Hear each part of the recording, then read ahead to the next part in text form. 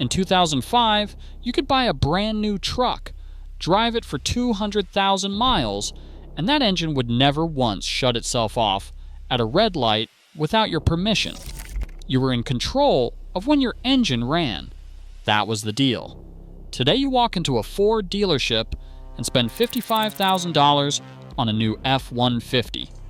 You pull out of the lot, you hit the first stoplight on the way home, and the engine shuts off.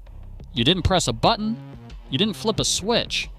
The truck just decided it was done running for a moment, and when the light turns green and the engine restarts, there's a half-second delay, a shudder through the chassis, and the faint awareness that something in your brand new truck just worked harder than it needed to. That is auto start stop. It is installed on 65% of new vehicles sold in America today. Nobody voted for it. Nobody requested it at the dealership.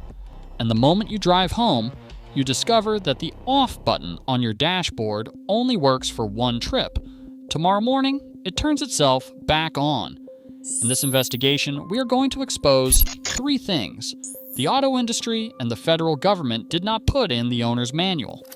We are going to show you the EPA test cycle scam that inflated every fuel savings number you were ever given. We are going to follow the money on the hidden battery tax that eats into every dollar this feature was supposed to save. And we are going to expose the reset button trap, the engineering decision that made it physically impossible to turn this system off permanently. The first villain is a government test that hasn't been meaningfully updated since Nixon was president. For decades, car manufacturers tested fuel economy the same way. They put a vehicle on a dynamometer, essentially a treadmill for cars, inside a government laboratory, and ran it through a standardized driving cycle. That cycle, called the FTP-75, the Federal Test Procedure, was designed in 1972. It uses traffic pattern data collected from Los Angeles commuters that year. It simulates 11 miles of driving. And of those 11 miles, the simulated vehicle sits completely still, engine idling, for 360 seconds. That is nearly 20% of the entire test spent not moving. You can already see where this is going. When automakers needed to meet the Obama administration's aggressive new corporate average fuel economy program, known as CAFE, those targets were finalized in 2012 and aimed at pushing fleets toward 40-plus miles per gallon by 2025. They needed cheap solutions. Developing a new engine platform costs billions of dollars and takes a decade. Installing a software switch that kills the engine at stoplights costs almost nothing. And because the FTP-75 test spends nearly a fifth of its time simulating an idling vehicle, auto start-stop systems delivered a disproportionate fuel savings credit on paper. The EPA created what it called off-cycle credits, bonus compliance points for technologies that saved fuel in real-world conditions, not fully captured by the standard test. Stop-start systems qualified, and just like that, the incentive to install it in every vehicle was locked in. But here's what the government's own data shows about real-world savings. AAA, in 2014, in a study favorable to the technology, found savings of 5 to 7%, but only under the EPA urban test cycle conditions and only assuming $3.65 per gallon fuel and 15,000 miles of exclusively city-style driving each year. The Department of Energy's Oak Ridge National Laboratory published research showing that savings varied significantly between drive cycles depending on the amount and percentage of idle time during the test. In the extreme, New York City cycle, a simulation so dense with stops that nearly 40% of it is the vehicle sitting still, stop-start showed savings of up to 26.4%. In more typical American suburban and highway driving, the numbers collapsed. Analysis of real-world conditions has produced estimates as low as $5 saved per year for drivers who spend most of their miles on open roads. This is not a theory. The Union of Concerned Scientists documented that vehicle efficiency compliance is still largely accomplished through test procedures designed in the 1970s, and that stop-start is specifically one of the technologies not accurately captured by those tests, which is precisely why off-cycle credits existed for it. The EPA awarded those credits based on a projection of how much stop-start would help the average American. That projection was built on a test designed before most of the nation's highway infrastructure existed. You were promised fuel savings based on a 50-year-old simulation of a city most Americans do not live in. And every morning, roughly 40% of owners who have this feature in their vehicles press a button to turn it off before they leave the driveway. But the test cycle is only the first deception. Even if StartStop had delivered everything it promised at the pump, there is a cost they buried in the fine print. The moment automakers installed Auto Start Stop in your vehicle, they also changed something in the engine bay that nobody announced at the dealership. Your battery changed. A standard lead-acid car battery, the kind that has been under the hood of American vehicles for generations, costs between $80 and $160. It handles a predictable load, one cold start per day, some accessory power while you drive, and a slow recharge from the alternator. Under normal conditions, these batteries last 5 to 7 years.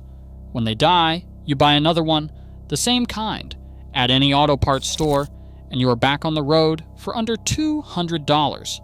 A vehicle equipped with StartStop cannot use that battery. The system shuts off the engine and immediately transfers the entire electrical load, HVAC, infotainment, seat heaters, and power accessories, to the battery, sometimes for minutes at a time, before demanding a full restart. A standard battery cannot survive this. Under those cycling demands, it fails fast. So StartStop vehicles are built from the factory with a specialized battery, the absorbent glass mat, also called AGM. These batteries are engineered to handle deep discharge cycles, to power the entire vehicle at a standstill, and to recharge quickly after each restart. Varta, one of the leading battery manufacturers in Europe, published technical documentation stating plainly that replacing a StartStop vehicle's AGM battery with a standard battery means a breakdown is inevitable. A GM batteries cost between $230 and $450. Many StartStop vehicles also require the new battery to be registered with the vehicle's battery management system, a computer reprogramming procedure that adds $50 to $150 in labor. The total replacement cost for an AGM battery with programming runs $300 to $600. At a dealership, the number can go higher. Owners of 2020 Subaru Foresters posted accounts of dealers quoting over $600 for a battery replacement on a vehicle barely out of its first ownership year. Midtronics, a company that builds diagnostic equipment used in automotive service departments across the country, published guidance for repair shops acknowledging that a battery failure may occur sooner than with conventional batteries in stop-start applications, and directing technicians to proactively educate customers about this. NHTSA caught it in the field data before most consumers did. Ford issued Safety Recall number 25V019 in January 2025 after batteries in stop-start equipped vehicles began failing mid-drive. The agency's recall document described the risk. If the battery suddenly degrades during a drive, it can lead to a vehicle that is unable to restart after an auto stop start event or experience a stall while coming to a stop at low speed. The safety classification was that a loss of motive power can increase the risk of a crash.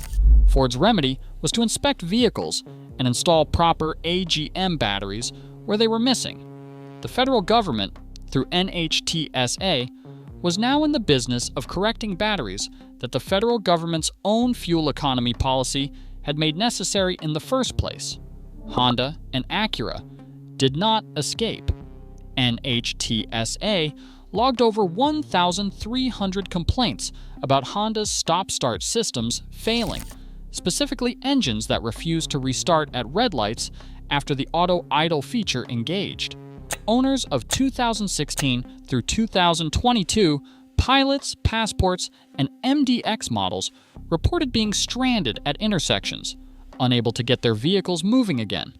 Acura extended the warranty on affected models to 10 years and unlimited mileage specifically for this failure condition. Forums full of affected owners described replacing AGM batteries as early as 3 or 4 years into ownership, sometimes twice in a single calendar year. The AAA knew this math didn't work before you did. Their own 2014 study, the one used to justify Stop-Start's expansion, included a footnote that its fuel savings estimates did not account for potentially higher costs to replace the upgraded battery or starter typically used in these vehicles. They told you this thing would save you money. They buried the asterisk. But even if you accept the battery cost, even if you accept the fuel savings that never quite materialize, there is still one thing you cannot accept: the fact that you cannot turn it off. Every stop-start vehicle sold in America comes equipped with a button. It is usually marked with the letter A and a circle of arrows. Sometimes it is labeled A off. You press it, and the system deactivates for your current drive. The engine stays running at stoplights. The shutter stops. You are back in control of your own vehicle. Then you park the car. You go inside.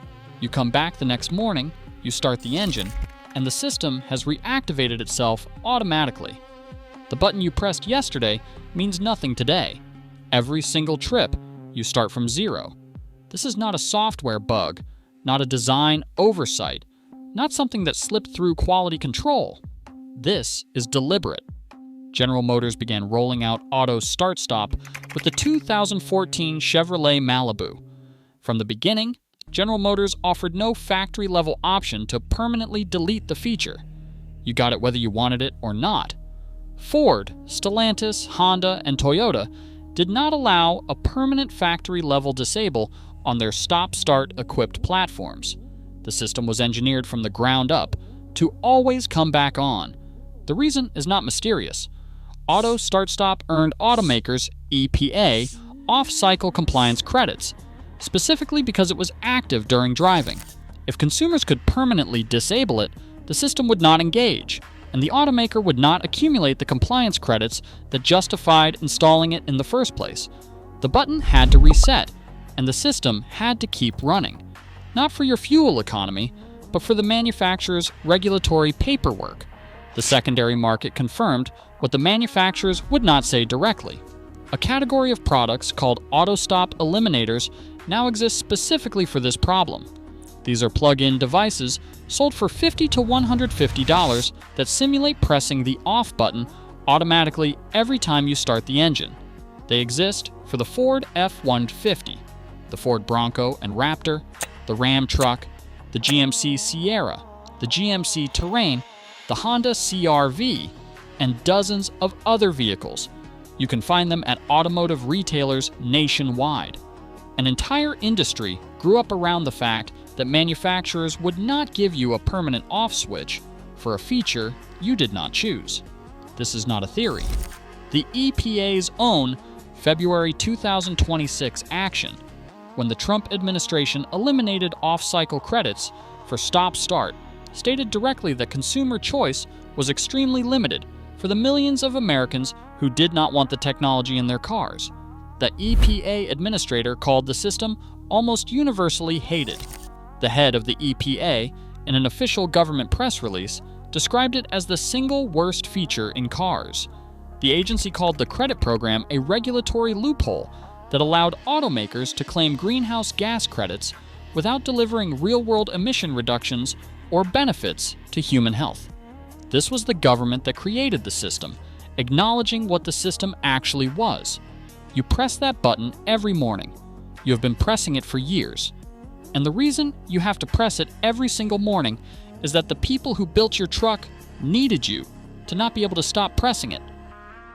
Behind all of this, behind the inflated test scores, the hidden battery costs, the reset button that will not stay off, is a number. When the Obama administration finalized its CAFE fuel economy rules in 2012, the regulatory documents made a specific promise to American consumers. New vehicle purchase prices would rise. The government's own estimates put the increase at $1,200 to $1,400 per vehicle by 2025. But those higher upfront costs would be more than offset by lifetime fuel savings at the pump. Auto start and stop was one of the cheapest technologies manufacturers could deploy to earn compliance points under those rules. It cost a fraction of what a full hybrid system required, and when they installed it, the fuel savings projections attached to it traveled with the vehicle into millions of American driveways. AA's 2014 study, the benchmark most frequently cited to justify the technology, found potential annual fuel savings of up to $179 per year. That number assumed fuel at $3.65 per gallon, 15,000 miles of driving annually, and urban stop-and-go conditions that mirror the EPA's test cycle. The AAA itself, in the same document, acknowledged the estimate excluded potentially higher costs to replace the upgraded battery or starter typically used in these vehicles. That exclusion was doing a lot of work. Run the real math across a vehicle's ownership life. An AGM battery replacement at $300 to $600 needed every 4 to 5 years in start-stop applications represents a significant annual surcharge above what a standard battery would cost. Battery programming fees add another recurring expense. Then factor in the documented starter failures, NHTSA, complaints across Honda, Ford, Subaru, and GM platforms, warranty extensions issued by Honda and Acura, covering failures as early as 30,000 miles, and the fuel savings promise begins to invert. The EPA's February 2026 rollback of off-cycle credits was the government's own admission that the accounting never closed. The agency's official documentation stated that stop-start has proven to be nothing more than a regulatory loophole that allowed automakers to claim greenhouse gas credits without delivering real-world emission reductions or benefits to human health. The EPA called the technology a climate participation trophy with no measurable pollution reductions. The government that designed the incentive system ultimately concluded that the incentive system did not deliver what it promised. You paid more for the vehicle. You pay more for each battery replacement. You press a button every morning. The fuel savings require conditions most Americans do not drive in, and the government that put this in your truck now admits it did not work the way the document said it would. So what do you do with all of this? If you're buying a new vehicle, ask specifically whether stop-start can be factory deleted on the trim you are considering. Some platforms allow this through dealer-level configuration. Most do not.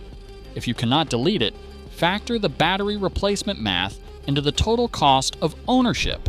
An AGM replacement with programming every 4 to 5 years is a real number that belongs in your financing calculation alongside insurance and fuel costs.